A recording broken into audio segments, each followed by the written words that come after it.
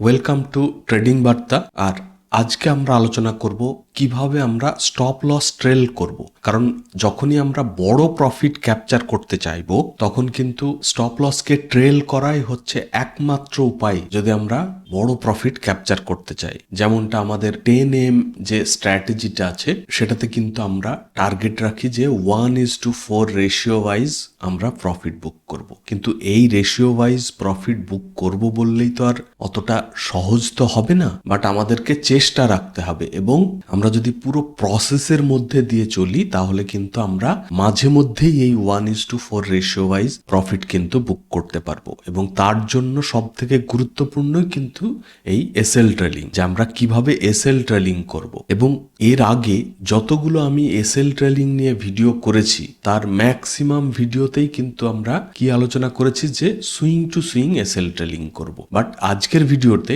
Swing to swing SL trailing এর কথাই বলবো, বাট তার সঙ্গে দুটো ট্রিক্স এর কথা বলবো, যে দুটো ট্রিক্স ব্যবহার করে আমরা কিন্তু সেই swing to swing SL trailing এর ক্ষেত্রে যে প্রবলেমগুলো হচ্ছিল সেই প্রবলেমগুলো কিন্তু দূর হয়ে যাবে। আমার এখনো মনে আছে যে সেই ভিডিওতে অনেকেই কমেন্ট করেছিলেন যে swing to swing SL trail করলে অনেক সময় দেখা যায় যে একটা হিউজ প্রফিট দেখানোর পরে আবার ম্যাক্সিমাম প্রফিটটাই অনেক সময় চলে যায়। তো সেই প্রবলেমটাও কিন্তু এখানে সলভ হয়ে যাবে। তো সকলকে রিকোয়েস্ট করব খুব মন দিয়ে ভিডিওটা দেখবেন এবং কি বলতে চাইছি, কিভাবে করতে হবে প্রত্যেকটা জিনিস ভালো করে বোঝার চেষ্টা করবেন। তাতে কিন্তু আপনাদেরই লাভ হবে, বিশেষ করে আপনারা যদি বড় পয়েন্ট ক্যাপচার করতে চান। যারা স্ক্যাল্পিং করছেন 2-4 পয়েন্ট 5 পয়েন্ট নিয়ে বেরিয়ে যাচ্ছেন তাদের হয়তো অতটা হেল্প হবে না, বাট যারা বড় পয়েন্ট ক্যাপচার করতে চান, আমি স্মল ক্যাপিটাল ব্যবহার করব এবং হিউজ একটা প্রফিট ক্যাপচার করব,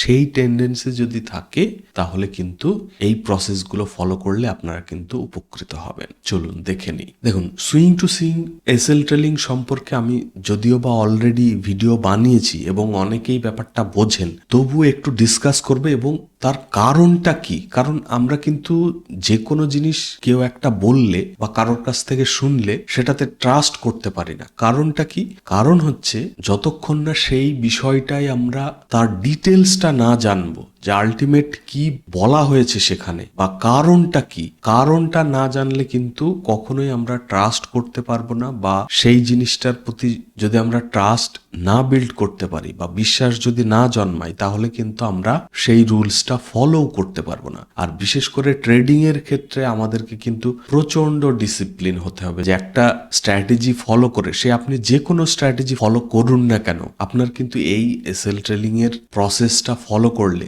আপনার সেই স্ট্র্যাটেজি ব্যবহার করেও দেখবেন আপনার অনেক সাকসেস রেট বেড়ে গেছে। এবং আমরা যেহেতু একটা সিরিজ চালু করেছি একটা স্ট্র্যাটেজির উপরে বেস করে, সেই স্ট্র্যাটেজিটার নাম হচ্ছে 10M স্ট্র্যাটেজি। চ্যানেলের প্লেলিস্টে গেলে এই নামেই প্লেলিস্ট পেয়ে যাবেন এবং স্ট্র্যাটেজিটা দারুণ কাজ করছে। আমি অনেক আগে থেকে এই স্ট্র্যাটেজিটা ব্যবহার করে আসছি দিনের পর দিন, এবং যদি আপনারা রুলস ফলো করে এই স্ট্র্যাটেজিটা ব্যবহার করেন আমার মনে হয় না আর কোনো স্ট্র্যাটেজির আপনাদের দরকার পড়বে। আর এখানে শুধু স্ট্র্যাটেজি নয়, এই পুরো সিরিজটাই strategy, stock selection, stock short list, trend identification, indicator সমস্ত কিছু নিয়ে কিন্তু আলোচনা করা হয়েছে। যারা দেখেননি অবশ্যই দেখে নেবেন। এবং স্ক্রিনার প্রোভাইড করা হয়েছে, তার সঙ্গে টেলিগ্রাম চ্যানেলে আমি আমার জন্য যে স্টকগুলো সেদিনকে বাছাই করছি সেগুলোও শেয়ার করে থাকি। তো ভিডিওটা মন দিয়ে দেখবেন। Swing to swing SL trail বলতে কি বোঝায় দুই একটা কথাই সারবো। যখন প্রাইস মুভমেন্ট করে এবং রিট্রেসমেন্ট নেয়, এই যে হায়ার হাই হায়ার লো, এই যে প্রাইস অ্যাকশনের যে ফরমেশনটা হচ্ছে, এইগুলো কিন্তু এক একটা সুইং। তো এই সুইং গুলো আমরা ব্যবহার করব স্টপ লস ট্রেল করার জন্য। এবার আসি যে এর কারণটা কি, কেন আমরা swing to swing SL trail করব। যদি আমরা প্রাইস অ্যাকশন ফলো করে এন্ট্রি এক্সিট করি তাহলে তো মাস্ট যে আমাদেরকে swing to swing SL trail করাটাই উচিত। বাট তার কারণ কি? কারণ হচ্ছে এই সুইং গুলো এরকম বানাচ্ছে কেন, সেই কারণটা যদি আপনি জানেন বা সেটা বোঝার চেষ্টা করে থাকেন তাহলেই কিন্তু বোঝা যাবে। এখানে এখানে প্রাইসটা কি হয়েছে, বায়াররা প্রচন্ড অ্যাগ্রেসিভ ভাবে এন্ট্রি করতে থেকেছে এবং সেলাররা এখানে কিন্তু এক্সিট করতে থেকেছে, এবং এই পয়েন্টে এসে সেলাররা কিন্তু বেশি অ্যাগ্রেসিভ হয়েছে, বাট বায়াররা আবার কিন্তু এখান থেকে অ্যাগ্রেসিভ হয়ে প্রাইসটাকে আবার একটা নতুন হায়ার হাই বানিয়েছে। তার মানে কি, এই যে জায়গাটা এখানে কিন্তু বায়াররা নতুন করে ইন্টারেস্টেড হয়েছে, মানে এই যে প্রাইসের লেভেলটা এইটা হচ্ছে ডিমান্ড জোন, বা এই প্রাইসে যখন যখন আসবে বায়াররা আবার ইন্টারেস্টেড হতে পারে, কারণ এই প্রাইসটা তাদের পছন্দের একটা প্রাইস। তো যদি এইটা ডিমান্ড জোন হয় বা এই প্রাইসটা বায়ারের পছন্দ হয়, তাহলে যখন আমরা এই সুইংটা ব্রেক করার পরে এইখানে যদি আমরা এন্ট্রি করি, তাহলে স্টপ লস কোথায় দেব? এই সুইং এর নিচে একটু বাফার রেখে, কারণ এইটা ডিমান্ড জোন। আমরা যদি বাই সাইডে ট্রেড করি বা এন্ট্রি করে থাকি, তাহলে এমন একটা জায়গায় স্টপ লস দেব যেখানে আসলে যদি প্রাইস উপরে যাওয়ার থাকে, তাহলে এই স্টপ লস যেন আমাদের হিট না করে। তাহলে এইখানে দিলে কেন হিট করবে না?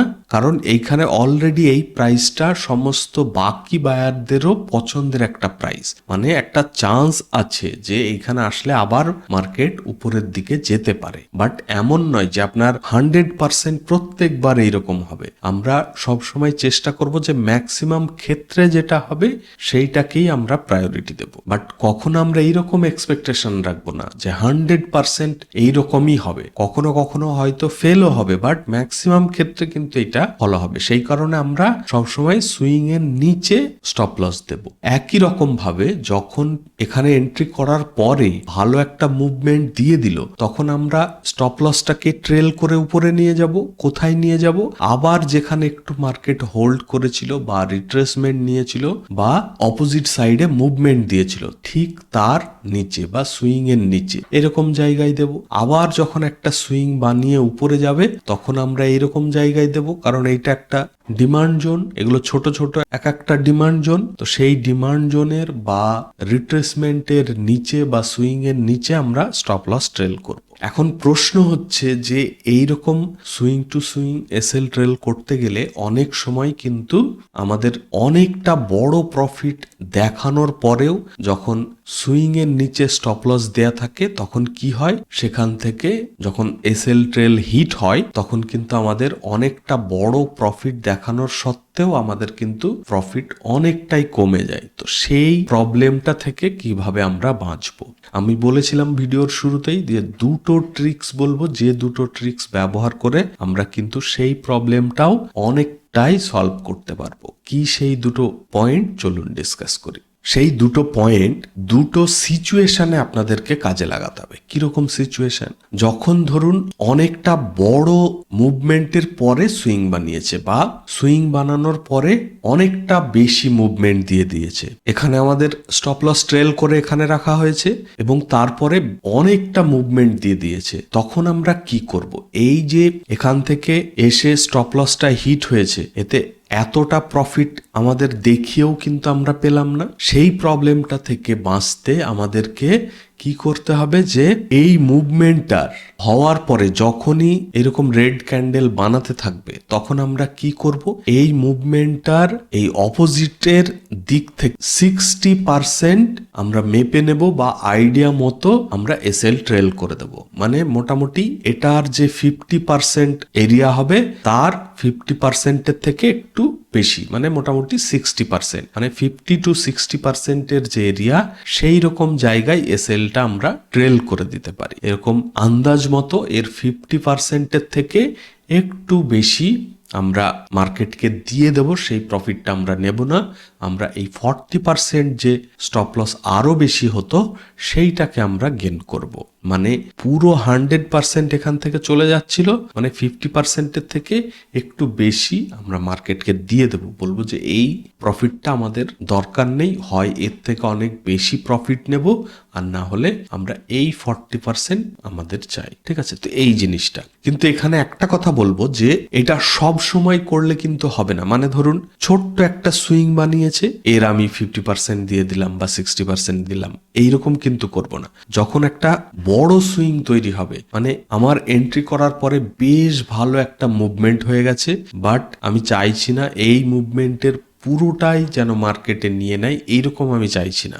সেই রকম সিচুয়েশনে মানে যখন বড় একটা সুইং তৈরি হবে এরকম জায়গায় তার আমরা 60% মার্কেটকে দিয়ে দেব, মানে এরকম জায়গায় আমরা স্টপ লস দিয়ে দেবো। বাট যখন ছোট ছোট সুইং তৈরি হবে সেই টাইমে কিন্তু এই জিনিসটা করব না, সেই টাইমে আমরা সেই সুইং এর নিচেই আমরা সেল ট্রেল করব। ঠিক আছে, এবার চলে আসি সেকেন্ড অপশানে, যে সেকেন্ড অপশানটা আমাদের কি, এরকম প্রফিট দেখানোর পরেও পুরো প্রফিটটা যাতে চলে না যায় সেখান থেকে সঠিকভাবে সেল ট্রেল করে যতটা পারি আমরা বাঁচানোর চেষ্টা করব। সেই সেকেন্ড পয়েন্টটা হচ্ছে তারও একটা সিচুয়েশন আছে, যেমন অনেক সময় দেখবেন এন্ট্রি করার পরে market continue green green green বানিয়ে চলে যাচ্ছে, সেই রকম সিচুয়েশনে আমরা কিন্তু স্টপ লস দেওয়ার জায়গায় পাই না যে কোথায় আমরা স্টপ লস দেব। ফোন করব কি, যখন এরকম বড় ক্যান্ডেল তৈরি হবে মানে বিগ ক্যান্ডেলের নিচে আমরা কিন্তু স্টপ লস দিতে পারি, মানে এরকম যখন